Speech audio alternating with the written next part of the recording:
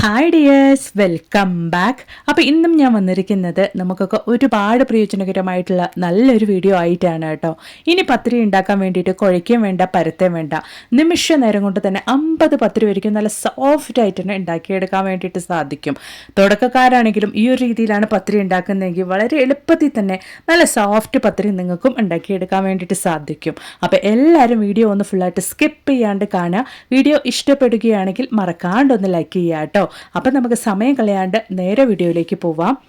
അപ്പോൾ ആദ്യമേ നല്ല സോഫ്റ്റ് പത്തിരി ഉണ്ടാക്കാൻ വേണ്ടിയിട്ട് ഫ്രൈങ് പാനിലേക്ക് ഞാൻ 1 ബൗൾ അളവിലേക്കാണ് കേട്ടോ അരിപ്പൊടി ചേർത്ത് കൊടുക്കുന്നത്. അതിലേക്ക് ആവശ്യത്തിനുള്ള ഉപ്പ് ചേർത്ത് കൊടുത്ത് നമുക്ക് നന്നായിട്ടൊന്ന് മിക്സ് ചെയ്തെടുക്കാം. ഞാനിവിടെ റേഷൻ പച്ചരിയാണ് കേട്ടോ എടുത്തിരിക്കുന്നത്. അത് വെയിലത്ത് വെച്ച് നന്നായിട്ട് കഴുകി ഉണക്കി പൊടിച്ചെടുത്തതാണ്. അതിലേക്ക് ഞാൻ 1 ബൗൾ അളവിലേക്കാണ് കേട്ടോ വെള്ളം ഒഴിച്ചു കൊടുക്കുന്നത്. അതോടൊപ്പം തന്നെ ഒരു 1/2 ടീസ്പൂൺ അളവിലേക്ക് കോക്കനട്ട് ഓയിലും നമുക്ക് ഒഴിച്ചു കൊടുക്കാം. എന്നിട്ട് ഇതുപോലെ ഒരു തവി ഉപയോഗിച്ച് കട്ടകളൊന്നും ഇല്ലാണ്ട് കൊണ്ട് ആദ്യമേ നമുക്ക് ഇതുപോലൊന്ന് മിക്സ് ചെയ്തെടുക്കാം.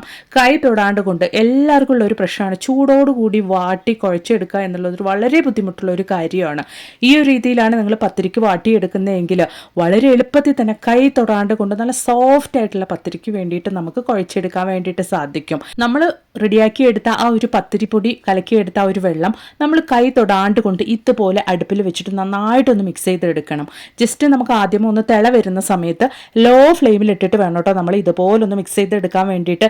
ഈ ഒരു പരുവാവുന്ന സമയത്ത് നമ്മൾ ലോ ഫ്ലെയിമിൽ ഇടണം. അപ്പോഴാണ് നമുക്ക് ഒട്ടിപ്പിടിക്കാണ്ട് കൊണ്ട് നല്ല രീതിയിൽ തന്നെ നമ്മുടെ പത്തിരിക്ക് മാവ് നന്നായിട്ട് നമ്മൾ വാട്ടിയെടുത്ത് കൈ തൊടാണ്ട് കൊണ്ട് നമുക്ക് കുഴച്ചെടുക്കാൻ വേണ്ടിയിട്ട് സാധിക്കുകയുള്ളൂ. അപ്പോൾ അതാ നിങ്ങൾക്ക് ലൈവായിട്ട് തന്നെ കാണാം.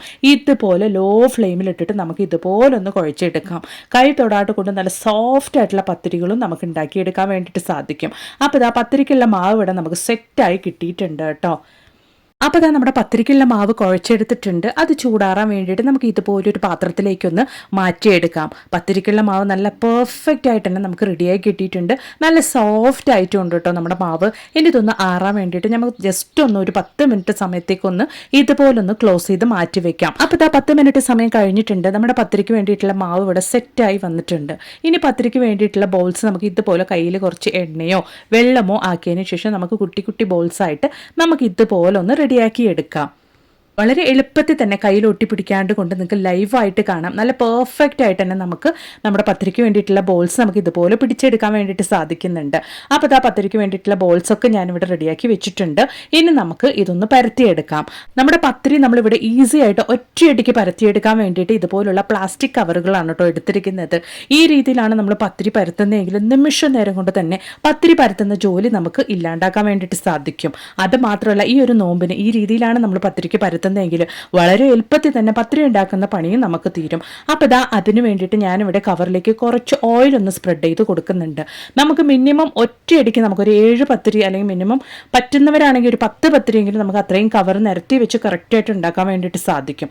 അപ്പോൾ ഇതാ ഞാൻ കവറൊന്ന് വെച്ച് കൊടുത്തിട്ടുണ്ട്. എല്ലാ കവറിലേക്കും എടുത്ത കവറിലൊക്കെ ഞാൻ ഇതുപോലെ ഓയിലൊന്ന് സ്പ്രെഡ് ചെയ്ത് കൊടുക്കുന്നുണ്ട്. അപ്പോഴാണ് നമ്മുടെ പത്തിരി നമുക്ക് ഒട്ടിപ്പിടിക്കാണ്ട് ഇരിക്കുകയുള്ളൂ. ഈ ഒരു ഓയിലിന് പകരം നിങ്ങൾക്ക് വേണമെങ്കിൽ പത്തിരി പൊടി കൂടെ സ്പ്രെഡ് ചെയ്ത് കൊടുക്കാവുന്നതാണ്. അപ്പോൾ ഇതാ ഞാൻ ഓരോ പത്തിരിക്കുള്ള മാവും വെച്ച് കൊടുത്തിട്ട് അതിൻ്റെ ഇടയിലായിട്ട് കവറും ഞാൻ വെച്ച് കൊടുക്കുന്നുണ്ട്.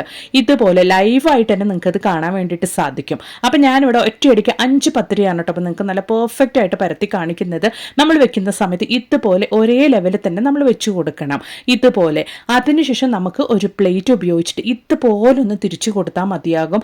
നല്ല രീതിയിൽ തന്നെ നല്ല പെർഫെക്റ്റ് ആയിട്ടുള്ള പത്തിരി ഇതുപോലെ നമുക്ക് ഉണ്ടാക്കിയെടുക്കാൻ വേണ്ടിയിട്ട് സാധിക്കും. അപ്പോൾ ഇനി ഈ ഒരു നോമ്പിന് പത്തിരി കുഴയ്ക്കാനും വാട്ടാനും ചൂടോടുകൂടി തന്നെ അത് കൈകൊണ്ട് കുഴയ്ക്കാനും മടിച്ചിട്ട് അല്ലെങ്കിൽ ഒറ്റയ്ക്കാണ് അതുകൊണ്ട് തന്നെ പരത്തിയെടുക്കാൻ ബുദ്ധിമുട്ടാണ് എന്നുള്ളവരാണെങ്കിൽ കൂടെ ഈ ഒരു രീതിയിൽ ഇനി നിങ്ങൾ പത്തിരിക്ക് ട്രൈ ചെയ്ത് നോക്കൂ. വളരെ എളുപ്പത്തിൽ തന്നെ ഒറ്റയടിക്ക് 50 ചപ്പാത്തി വരെയും നമുക്ക് ഉണ്ടാക്കിയെടുക്കാൻ വേണ്ടിയിട്ട് സാധിക്കും. നിങ്ങൾക്ക് ലൈവായിട്ട് തന്നെ കാണാം. ഒട്ടിപ്പിടിക്കാണ്ട് കൊണ്ട് തന്നെ നമ്മുടെ പത്തിരിയൊക്കെ ഇവിടെ റെഡി ആയിട്ടുണ്ട്. ഓയിൽ തേച്ച് നമ്മൾ പ്ലാസ്റ്റിക് കവറിൽ പരത്തിയെടുത്തത് കൊണ്ട് തന്നെ ഒരു പാത്രത്തിൽ ഇതുപോലെ കുറച്ച് പത്തിരിപ്പൊടി നമ്മൾ വെച്ചതിന് ശേഷം നമ്മൾ പരത്തിയ ഒരു പത്തിരി നല്ല രീതിയിൽ ഇതുപോലെ തിരിച്ചും മറിച്ചും നമ്മൾ എടുക്കുകയാണെങ്കിൽ നല്ല പെർഫെക്റ്റ് ആയിട്ടുള്ള പത്തിരി നമുക്ക് റെഡിയായി കിട്ടും. അതിനുശേഷം നമ്മൾ എപ്പോഴും ചുട്ടെടുക്കുന്ന രീതിയിൽ നമുക്ക് നമ്മുടെ പത്തിരി ഈസി ആയിട്ട് എളുപ്പത്തിൽ തന്നെ ചുട്ടെടുക്കാൻ വേണ്ടി. ഈ ഒരു നോമ്പിന് എത്ര വിരുന്നുകാർ വന്നാലും എത്ര പേരുണ്ടെങ്കിലും അവർക്കൊക്കെ ഒറ്റയടിക്ക് ഒരാളായിട്ട് നിന്നിട്ട് നിമിഷ നേരം കൊണ്ട് തന്നെ 50 ചപ്പാത്തി തന്നെ കൈ മെനക്കെടാണ്ട് കൊണ്ട് നമുക്ക് പരത്തിയെടുക്കാനും ഇതുപോലെ ചുട്ടെടുക്കാനും വേണ്ടിയിട്ട് സാധിക്കും. നിങ്ങൾക്ക് ലൈവായിട്ട് തന്നെ കാണാം, നന്നായിട്ട് നല്ല സോഫ്റ്റായിട്ട് പൊന്തി തന്നെ നമ്മുടെ പത്തിരി കിട്ടിയിട്ടുമുണ്ട്. അപ്പോൾ ഉറപ്പായിട്ട് നിങ്ങളും ഇതുപോലൊന്ന് ട്രൈ ചെയ്ത് നോക്കുക കേട്ടോ. അപ്പോൾ ഇനി നമുക്ക് നമ്മുടെ അടുത്ത ടിപ്പ് ഒന്ന് കണ്ടു നോക്കിയാലോ. അതിന് വേണ്ടിയിട്ട് ഞാൻ ഇതുപോലെ ഹോട്ടലിൽ നിന്നൊക്കെ ഫുഡ് വാങ്ങിക്കുമ്പോൾ കിട്ടുന്ന യൂസ് ആൻഡ് ത്രോ പാത്രം, അത് 2 ഈ ഒരു സൈസിലാണ് നമുക്ക് ആവശ്യമായിട്ടുള്ളത്. ആ ഒരു സൈസിൽ നമുക്ക് എടുക്കാം. അതിനുശേഷം ചെറിയ ആ ഒരു യൂസ് ആൻഡ് ത്രോ പാത്രത്തിലേക്ക് ഈ ഒരു രീതിയിൽ നമുക്കൊന്ന് മാർക്ക് ചെയ്തതിന് ശേഷം നമുക്ക് നൈഫ് നന്നായിട്ട് ചൂടാക്കിയിട്ടൊന്ന് കട്ട് ചെയ്തെടുക്കാം. നൈഫ് കൊണ്ട് നമ്മൾ ചൂടാക്കിയിട്ട് കട്ട് ചെയ്യുമ്പോൾ ഈസി ആയിട്ട് തന്നെ നമുക്കത് എളുപ്പത്തിൽ കട്ട് ചെയ്തെടുക്കാൻ വേണ്ടിയിട്ട് സാധിക്കും.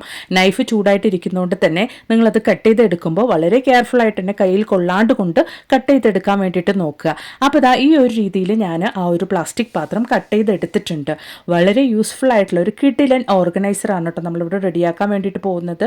ഇപ്പോൾ കട്ട് ചെയ്ത ആ ഒരു ഭാഗം നന്നായിട്ടൊന്ന് മിനുസപ്പെടുത്തി കൊടുക്കാൻ വേണ്ടിയിട്ട് നൈഫ് കൊണ്ട് അതുപോലെ ഒന്ന് ചെയ്ത് കൊടുത്തതിന് ശേഷം നമ്മൾ എടുത്തു വെച്ചിരിക്കുന്ന ആ ഒരു വലിയ പ്ലാസ്റ്റിക് പാത്രത്തിൻ്റെ മുകളിലേക്കായിട്ട് നമുക്ക് ഇതുപോലെ ഗ്ലൂ ഗൺ ഉപയോഗിച്ചിട്ട് നന്നായിട്ടൊന്ന് ഗ്ലൂ സ്പ്രെഡ് ചെയ്ത് കൊടുക്കാം. അതിനുശേഷം നമ്മൾ കട്ട് ചെയ്ത് വെച്ചിരിക്കുന്ന ഒരു ചെറിയ പ്ലാസ്റ്റിക് പാത്രം അതിൻ്റെ മുകളിലേക്ക് ഇതുപോലൊന്ന് വെച്ച് കൊടുക്കുകയാണെങ്കിൽ നല്ല രീതിയിൽ തന്നെ നമുക്കത് ഒട്ടിക്കിട്ടും. ഇപ്പോൾ ഒരു ഭംഗിക്ക് വേണ്ടിയിട്ട് നമുക്ക് ഇതുപോലെ ആ ഒരു ഭാഗത്തേക്കായിട്ട് ഇതിൻ്റെ ചുറ്റിലും നമുക്ക് ഇതുപോലെ ഒരു കളർ പേപ്പർ ഒന്ന് സ്റ്റിക്ക് ചെയ്ത് കൊടുക്കാം. നിങ്ങളുടെ നല്ല ഭംഗിയുള്ള ലേസ് ഉണ്ടെങ്കിൽ അതും കൂടെ നിങ്ങൾക്ക് ഇതുപോലെ ഒന്ന് സ്റ്റിക്ക് ചെയ്ത് കൊടുക്കാവുന്നതാണ്. ഗ്ലൂ ഗൺ അപ്ലൈ ചെയ്ത് കൊടുത്തതിന് ശേഷം നല്ല ഭംഗിയുള്ളൊരു ഓർഗനൈസറാണ് കേട്ടോ നമ്മളിവിടെ റെഡിയാക്കിയിരിക്കുന്നത്. അതും വെറുതെ വലിച്ചെറിയുന്ന ഹോട്ടലിൽ നിന്നൊക്കെ ഫുഡ് വാങ്ങിക്കുമ്പോൾ കിട്ടുന്ന ഈ ഒരു പാത്രം കൊണ്ട് കാണാൻ തന്നെ ഇപ്പം നല്ലൊരു ഭംഗിയുണ്ട്. ഈ ഒരു കളർ പേപ്പറിന് പകരമായിട്ട് ലേസാണ് നിങ്ങളുടെ കയ്യിലുണ്ടെങ്കിൽ അതുകൊണ്ടും നിങ്ങൾക്ക് ട്രൈ ചെയ്ത് നോക്കാവുന്നതാണ്. കിച്ചണിൽ നല്ലൊരു ഓർഗനൈസറായിട്ട് ഇതുപോലെ ഇങ്ങനെയുള്ള ആവശ്യത്തിന് ഉപയോഗിക്കാം. അതല്ല എങ്കിൽ കുട്ടികൾക്ക് സ്റ്റഡി ടേബിളിൽ അവരുടെ പെൻസിലൊക്കെ വെക്കാനുള്ള ഓർഗനൈസറായിട്ടും നമുക്കിത് ഉപയോഗിക്കാം. അപ്പം നിങ്ങളും ഇതുപോലെ വീട്ടിലൊന്ന് തയ്യാറാക്കി നോക്കുക. എന്നിട്ട് നിങ്ങളുടെ വലിയൊരു അഭിപ്രായങ്ങളൊന്ന് കമൻറ്റ് ബോക്സിലിട്ട് ആരേക്കും കൂടെ ചെയ്യാം കേട്ടോ. അപ്പോൾ ഇനി നമുക്ക് നമ്മുടെ അടുത്ത ടിപ്പ് ഒന്ന് കണ്ടു നോക്കാം. അതിന് വേണ്ടിയിട്ട് ഒരു ബൗളിലേക്ക് ഏകദേശം 1 ടേബിൾ സ്പൂൺ അളവിലേക്ക് നന്നായിട്ട് അത്യാവശ്യം പുളിക്കാത്ത നല്ല ഫ്രഷ് ആയിട്ടുള്ള തൈരാണ് നമുക്ക് ആവശ്യമായിട്ടുള്ളത്. അത് ഏകദേശം 1 ടീസ്പൂൺ അളവിലേക്ക് നമുക്ക് എടുക്കാം. അതോടൊപ്പം തന്നെ ഒരു 2 ഡ്രോപ്പ് അളവിലേക്ക് കറ്റാർവാഴയുടെ ജെല്ലാണ് കേട്ടോ ഞാൻ ചേർത്ത് കൊടുക്കുന്നത്. നിങ്ങളുടെ കയ്യിൽ നല്ല ഫ്രഷ് ആയിട്ടുള്ള കറ്റാർവാഴ ഉണ്ടെങ്കിൽ അത് നമുക്ക് മിക്സിയിലിട്ട് അരച്ചിട്ടും ചേർത്ത് കൊടുക്കാവുന്നതാണ്. അപ്പോൾ അതാ ഏകദേശം ഒരു 2 ഡ്രോപ്സ്, അതായത് 1/4 ടീസ്പൂണിനും കുറഞ്ഞ അളവിലേക്ക് കറ്റാർവാഴയുടെ ജെല്ല് ഞാൻ ചേർത്ത് കൊടുത്തിട്ടുണ്ട്. ഇനി നമുക്ക് ആവശ്യമായിട്ടുള്ളത് ബ്ലാക്ക് ഹെന്നയാണ്. ഈ ഒരു ബ്ലാക്ക് ഹെന്ന നമുക്ക് ആയുർവേദിക് ഷോപ്പിലൊക്കെ ഹെർബൽ അടങ്ങിയിട്ടുള്ള കെമിക്കൽ ഇല്ലാത്ത അമോണിയ ഫ്രീ ആയിട്ടുള്ള ഇതുപോലുള്ള ബ്ലാക്ക് ഹെന്ന ചോദിച്ചാൽ നമുക്ക് കിട്ടും. അത് ഞാൻ ഏകദേശം 1 ടീസ്പൂൺ അളവിലേക്കാണ് ചേർത്ത് കൊടുത്തിരിക്കുന്നത്. ഇനി നമുക്ക് നന്നായിട്ടൊന്ന് മിക്സ് ചെയ്ത് കൊടുക്കാം.